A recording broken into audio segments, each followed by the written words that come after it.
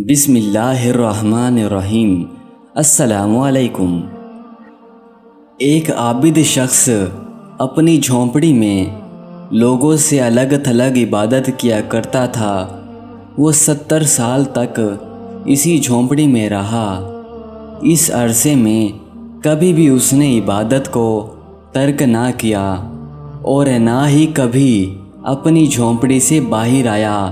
پھر ایک دن وہ جھونپڑی سے باہر آیا تو اسے شیطان نے ایک عورت کے فتنے میں مبتلا کر دیا اور وہ 7 دن اور 7 راتیں اسی عورت کے ساتھ رہا۔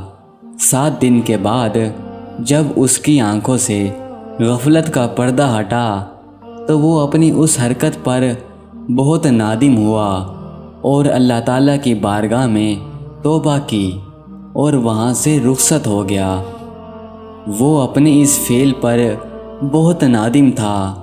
اب اس کی یہ حالت تھی کہ ہر قدم پر نماز پڑھتا اور توبہ کرتا۔ پھر ایک دن وہ ایسی جگہ پہنچا جہاں 12 مسکین رہتے تھے۔ وہ بہت تھکا ہوا تھا۔ تھکاوٹ کی وجہ سے وہ ان مسکینوں کے قریب گر پڑا۔ ایک راہب روزانہ ان 12 مسکینوں کو ایک روٹی دیا کرتے تھے۔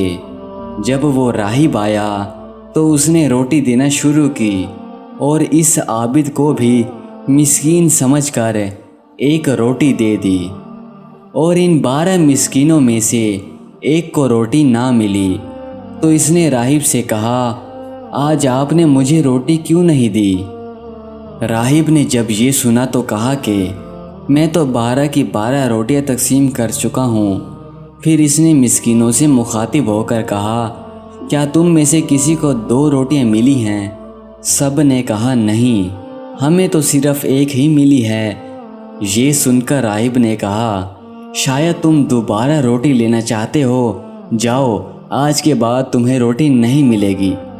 جب اس عابد نے یہ سنا تو اسے اس مسکین پر بڑا ترس آیا، چنانچہ اس نے وہ روٹی مسکین کو دے دی اور خود بھوکا رہا، اور اسی بھوک کی حالت میں اس کا انتقال ہو گیا۔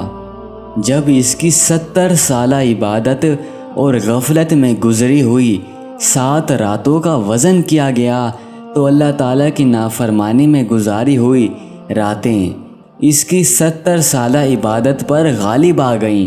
پھر جب ان کی 7 راتوں کا موازنہ اس روٹی سے کیا گیا جو اس نے مسکین کو دی تھی تو وہ روٹی ان راتوں پر غالب آ گئی اور اس کی مغفرت کر دی گئی۔